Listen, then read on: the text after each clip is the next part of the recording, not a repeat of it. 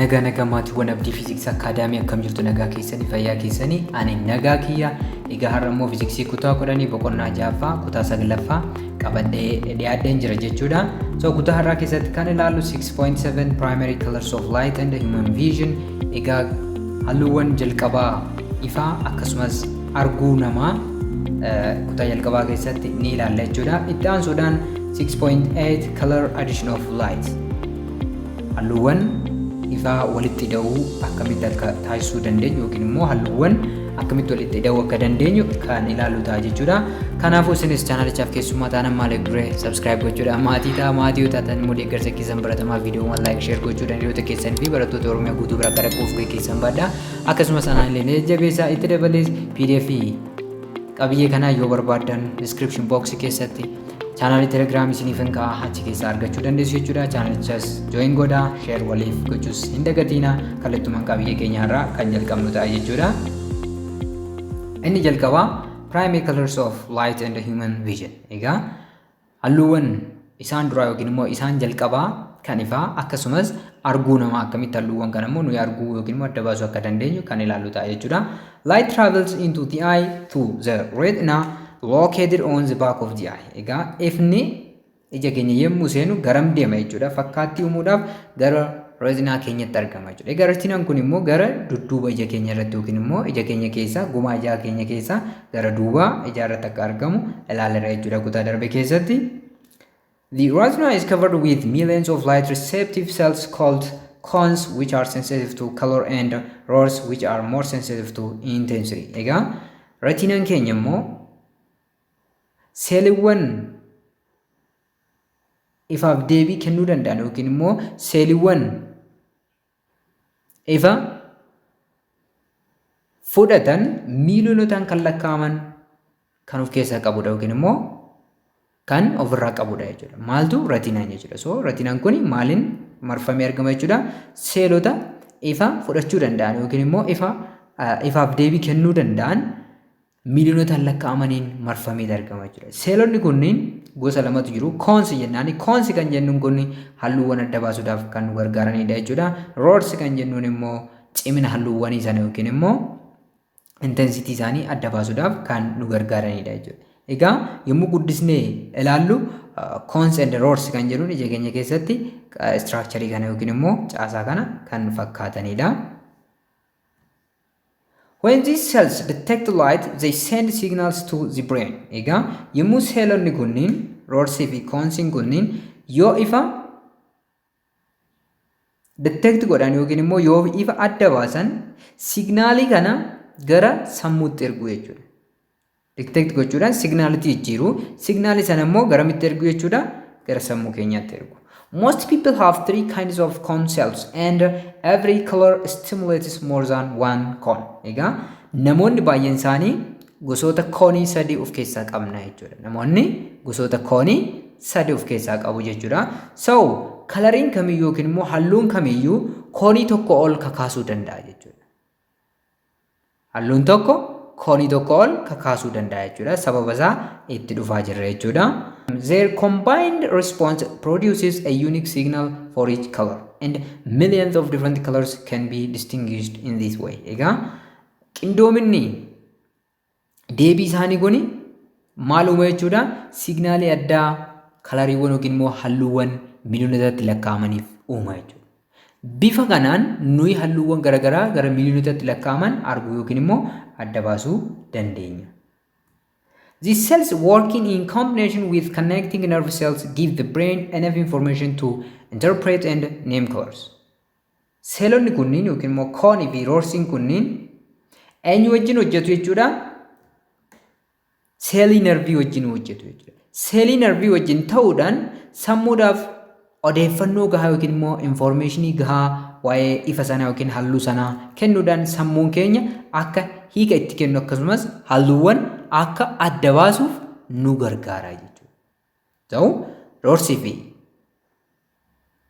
koonsiin keenya seelii nervii wajjin ta'uudhaan sammuudhaaf informationii gahaa kennu sanaan booda sammuun keenya information yookiin immoo signaalii qindaa'ee isa bira ga'e sanatti hiika kennaa. Bifa kanaan nuyi halluuwwan diimaa, adii, magariisa jennee adda baasuu dandeenya jechuudha. Different wavelengths of light are perceived as different colors. Egaa ifti fakkeenyaaf ifa adii yoo fudhanne ifoota wavelengths garagaraa of keessaa qaban akka qabu dubbanne irra jechuudha. Yeroo darbe keessa viidiyoowwan darban keessatti duubatti deebitanii argachuu dandeessu yoo hin ilaalle ta'e. So ifni wavelengths yookiin immoo dheerina dambalii garagaraa qabu kun akka halluu adda addaatti mul'ata jechuudha. For example, light with a wavelength of about 400 nanometer is seen as violet. Ifti dheerina dambalii isaa naannoo 400 nanometer ta'e akka violetitti argina jechuudha. Wavelengths baay'ee gabaabaa ta'edha jechuudha violetin. And light with a wavelength of about 700 nanometer is seen as red. Spectrumii visible light keessaa immoo wavelengths dheeraa kan qabu 700 naanomeetirii yoo fudhattan halluu reedii ta'etu mul'ata jechuudha. Lamaan isaaniiyyuu yookiin immoo torban isaaniiyyuu yeroo darbe ilaalle suni garuu yommuu walitti dhufan ifa adii uumu jechuudha. However, it is not typical to see light of a single wavelength. Egaa yeroo baay'ee halluun nuyi arginu wavelengths tokko kan qabu miti jechuudha. Halluuwwan garagaraa irraa kan walitti dhufe yookiin immoo wavelengths isaa kan tokko bakka restrict ta'e kuni kan rediti kun immoo kan yellooti jennee kaa'uu dhiisuu dandeenya jechuudha. Maaliif hamma inni walitti makame yookiin immoo hammuma inni walitti siqeen gosoonni halluu kanaa jijjiiramaa deemu waan ta'eef jechuudha. You are able to perceive all colors because there are 3 sets of cones in your eyes. Egaa sababni nuyi halluuwwan hunda miliyoonatti lakkaa'aman kana adda baasuu dandeenya jechuudha. Sababni isaas koonota garagaraa sadiitu sammuu keenya keessatti argama jira. Koonota gosa garagaraa sadiitu sammuu keenya keessatti argama waan ta'eef. The first one is L cones. Koononni sammuu keenya keessatti argaman keessaa isaan jalqabaa L cones jedhamu jechuudha. These L cones are sensitive to long wavelengths like red light. L cones kan jenneen kunniin kan isaan detect godhan yookiin immoo kan isaan deebii kennaniif wavelengths ifaa keessaa isa dheeraa kan ta'edha jechuudha. Inni dheeraan eenyu jenne sila jechuudha red light ifaa 700 naanomeetirii ga'uu danda'a jechuudha. The second one is M cones. M cones kan jennuun kun immoo wavelengths ifaa giddugaleessa ta'eef deebii kennaa jechuudha. Like green light. So M cones are sensitive to medium wavelengths. M cones kan jennuun kun immoo ifa dheerina dambalii giddugaleessa qabu kanneen akka magariisatiif deebii kan kennanidha jechuudha. The third one is S cones. S cones kan jennuun kun immoo they are sensitive to short wavelengths. Isaan deebii kan kennan immoo ifa dheerina dambalii gabaabaa qabuufidha jechuudha. Like blue light. Kan akkamitti jechuudha blue light dhiba jechuudha. So gosoota koonsii sadan kana waan qabnuuf egaa tokko tokko miti hedduudha jechuudha. L cones hedduu qabna, M cones hedduu qabna, S cones hedduu qabna. Saba kanaatiif halluuwwan kamiyyuu arguuf hin rakkannu jechuudha. The primary colors of light are red, green and blue. Halluuwwan isaan duraa kan jedhaman yookiin immoo halluuwwan ifaa isaan jalqabaa kanneen jedhaman sadiidha. Red diimaa, green magariisa, blue cuquliisa. So halluuwwan kun sadan halluuwwan isaan ijoo ta'anidha yookiin immoo isaan duraa yookiin isaan jalqabaa kanneen jennuudha jechuudha. These colors are fundamental to human vision. So halluuwwan kunniin arguu keenyaaf bu'uura kanneen ta'anidha jechuudha. Addunyaa arguu jechuun halluuwwan adda baasuu halluu adii, diimaa, magariisa, keelloo jennee adda baasuudhaaf bu'uurri halluuwwan sadan kana jechuudha. Sababa qabna maaliif kan jenneef all other colors of the visible light spectrum can be produced by properly adding different combinations of these 3 colors. Halluuwwan isaan biroon nuyi arginu kamiyyuu halluuwwan nuyi primary jenneen sadan kana diimaa, magariisaa fi blue walitti hidhuudhaan kan argannudha jechuudha. Moreover, adding equal amount of red, green and blue light produces exactly white light, and therefore these colors are also often described as the primary additive colors. Halluuwwan primary jenneen kana sadan diimaa, magariisa fi cuquliisa hamma walqixa ta'een yoo walitti daballe ifa adii yookiin immoo white light kan jenneen kana arganna jechuudha. Sababa kanaatiif isaan kun maal jedhamu jechuudha? Primary additive colors. Halluuwwan ida'amuu isaan jalqabaa jedhamuudhaan beekamu jechuudha. Maaliif ida'amni hamma walqixa isaanii kan sadan isaaniitii ifa adii nuuf kenna yookiin immoo halluu adii jennu sana nuu kenna waan ta'eef jechuudha. The other is color addition of light. Egaa 6.8 irratti immoo kan laallu halluuwwan ifaa walitti ida'uu ilaalla jechuudha. Akkamitti halluuwwan ifaa kana walitti ida'uu dandeenya? Halluuwwan ifaa walitti ida'uudhaan halluuwwan garaagaraa uumuu akka dandeenyu amma dubbanneerra. Akkamitti immoo ida'uu dandeenya yookiin immoo yommuu ida'an immoo maal arganna kan jedhu amma ilaalla jechuudha. The additive color system reproduces colors by adding the primary colors of light which are red, green and blue. Sirni halluuwwan walitti ida'uu halluuwwan jalqabaa yookiin immoo halluuwwan isaan duraa kanneen jenne kana diimaa, magariisaa fi cuquliisa walitti ida'uudhaan halluuwwan hedduu isaanii uuma yookiin immoo oomisha jechuudha.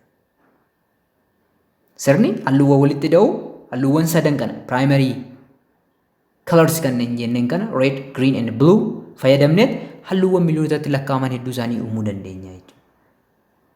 Akkaataa walitti makuu keenya hammi walitti makuu keenya qofatu jijjiiramaa deema jechuudha.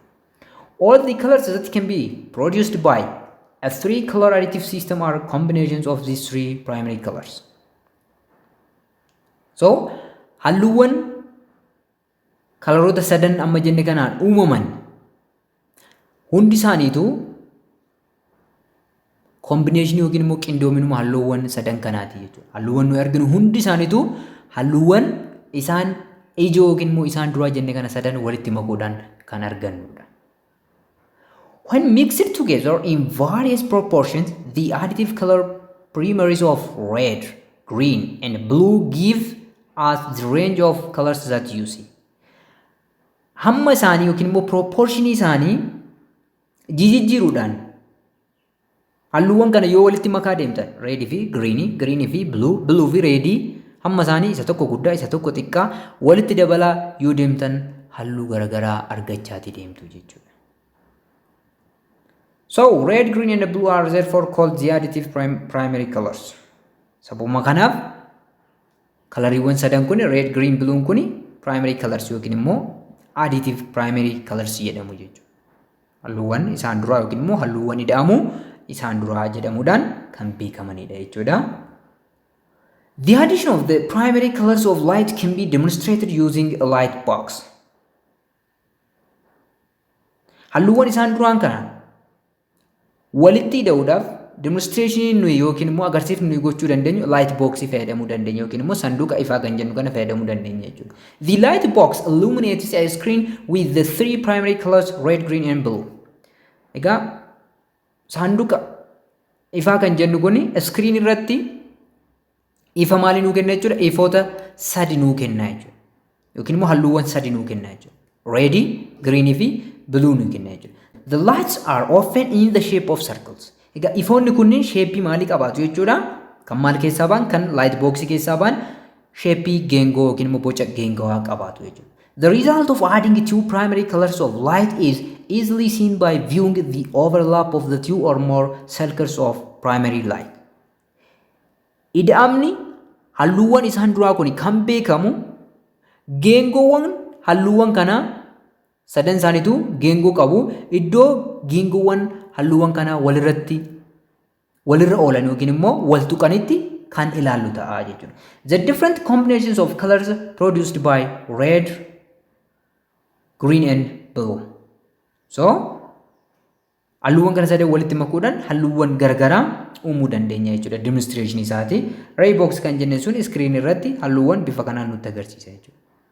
Inni kun diimaadha jechuudha. Guutummaan isaa sarkiliin kun, inni kun guutummaan isaa gariinidha, inni kun guutummaan isaa biluudha jechuudha. Yommuu walitti dabalaman immoo akkuma argitan halluuwwan gosa garagaraatu uumamaa deemu jechuudha. In the areas where two primary colors overlap, a secondary color appears. Iddoo halluuwwan isaan duraa walirra bu'anitti secondary color kan jennuun yookiin immoo halluuwwan isaan lammaffaa kan jennuun kun mul'achuu jalqabu jechuudha. When overlapped green and blue create cyan. Yoo magariisni fi cuquliisni walirra bu'an halluu haaraa cuquliisa magariisawaa kana yookiin immoo cyan kan jennu kanatu uumama jechuudha. Blue and red produce magenta. Diimaa fi cuquliisni immoo halluu kana nuu kennu jechuudha. Halluu kana maal jennaan? Magentaa jennaan jechuudha. Diimaa cuquliisawaati jechuudha. Diimaa cuquliisawaa yookiin immoo magentaa jennaan jechuudha. Maaliif maal walitti makneet? Blue and red. So kun redidha, kun bluedha. Iddoo isaan wal kibanitti yookiin immoo iddoo isaan wal tuqanitti magentaa arganna jechuudha. Red and green produce yellow. Primary colorii keessa redii fi greeniin immoo iddoo walirra oolanitti halluun uumamu halluu keelloo yookiin immoo yellow ta'a jechuudha. Thus, red plus green yield yellow. Diimaa magariisa wajjin walitti daane keelloo arganna. Red plus blue give magenta. Diimaa fi blue immoo yoo walitti daane halluu nu argannu magenta ta'a. Blue plus green equals to cyan. Cuquliisa fi magariisa immoo walitti daanu cyan yookiin immoo cuquliisa magariisawaa kana arganna jechuudha. Sadan isaan iddoo wal tuqanitti maaltu uumama? Sila dubbannee turre jechuudha. Yellow, magenta and cyan are sometimes referred to as secondary colors of light since they can be produced by the addition of equal intensities of two primary colors of light. Halluuwwan sadarkaa lammaffaa irratti amma nuyi halluuwwan sadarkaa duraa sana walitti makuudhaan arganne yellow, magenta fi cyan kan jenneen kuni halluuwwan sadarkaa lammaffaa yookiin immoo halluuwwan isaan lammaffaa jechuu ni dandeenya jechuudha. Sababni isaas halluuwwan kun kan argaman walitti hidhamuu halluuwwan primary jenneen redii, blue akkasumas greenii hamma wal qixaatii waan argamaniif jechuudha. When added in equal proportions, red, green and blue result in white light. Halluuwwan diimaa, cuquliisaa fi blue kana hamma wal qixa ta'e hunda isaanii hamma wal qixa yoo walitti daane white light arganna jechuudha. Ray boxing keessanis kun bifa kana isinitti agarsiisa jechuudha. Red iddoo kana qabna, green asii qabna, blue asii qabna. Iddoo sadan isaanii itti wal tuqanitti iddoo geengoon sadanuu itti wal tuqanitti kan uumamu white light dha jechuudha. The absence of all three colors results in black. Dhabamuun halluuwwan kana sadanii immoo gurraacha nuuf uumaa jechuudha. When an object appears black, it means it is absorbing all wavelengths of light and reflecting none. Thus, we see it as black. Wanti tokko gurraacha kan jennuun yookiin immoo halluu wanta tokko gurraacha kan jennuun wanti suni xiyyoota ifaa isarra qubate hundasaa ni xuuxaa, wanti ni deebisee balaqqeessisu tokkollee hin jiru jechuudha. Kanaaf akka gurraachatti argina jechuudha. Kana jechuun maalitti agarsiisa? Akka fiiziksiitti gurraachi halluu miti jechuudha. Gurraachi halluu osoo hin ta'in xuuxamuu maali nutti agarsiisa jechuudha? Xuuxamuu xiyyoota ifaa kamiyyuuti yookiin immoo hundaati jechuudha. So ifni xiyyiifaa balaqqeessu kamiyyuu yoo hin jiraanne objektiin gurraacha yookiin immoo black ta'etti nutti mul'ata jechuudha. Akka fiiziksii fi optiksiitti black is not color. The addition of these three primary colors of light with varying degrees of intensity will result in the countless other colors that you are familiar or unfamiliar with. Primary colors warreen jennuun yookiin immoo halluuwwan sadarkaa jalqabaa warreen jenneen kana hamma garaagaraatiin walitti hidhuudhaan halluuwwan isin beektan yookiin immoo isin adda baastan akkasumas halluuwwan isin hin beekne hedduu miliyoonootaan lakkaa'aman uumuu dandeenya jechuudha. So all the other colors can be produced by different combinations of red, green and blue. So halluuwwan kanneen biroo hundi isaaniiyyuu qindoomina yookiin walitti hidhama halluuwwan primary jenneen kana diimaa, magariisaa fi cuquliisatiin kan uumamanidha. Principles of colors addition have important applications to color television, color computer monitors and on-stage lighting at the theaters. Principle yookiin immoo qajeelfamni halluuwwan sadarkaa duraa walitti hidhuu kuni televizyinii halleessuudhaaf akkasuma iskiriinii kompiitara yookiin immoo monitara kompiitaraa halleessuudhaaf ifa waltajjiiwwan garaagaraa iddoowwan tiyaatiraa garaagaraa irratti sirreessuudhaaf hojiirra ooluu yookiin immoo faayidaa guddaa qabu jechuudha. A digital projector also works using the additive system. Projectoring digitaalaallee principally additive system kana fayyadamuudhaan kan dalaguudha jechuudha. Each of these applications involve with the mixing or addition of colors of light to produce a desired appearance.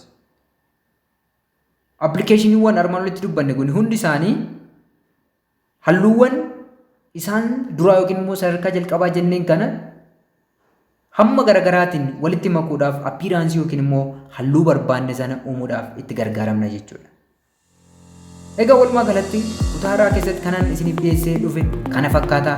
Kutaa itti aanu keessatti 6.9 color subtraction of light using filters kan jedhu ilaalla jechuudha. Kanaafuu isinis amma channel kana subscribe godhin jirtu taana maal godhee subscribe gochuudhaan maatii ta'a. Maatii yoo taatan immoo deeggarsa keessan baratamaa viidiyoowwan like share gochuudhaan hiriyoota keessaniif barattoota Oromiyaa guutuu bira akka dhaqqabuuf gahee keessan baadhaa akkasumas anaan illee na jajjabeessa. Akkasumas PDF viidiyoo kanaa yookiin immoo qabiyyee kanaa yoo barbaaddan description box keessatti channel Telegram isiniif kaa'eera achi keessa galtanii argachuu dandeessu. Channelichas share waliif godhaa isinis join godhaa qabiyyee itti aanu kanaan hamma wal arginutti fayyaa nagaa naaf ta'a baay'een isin jaalladha.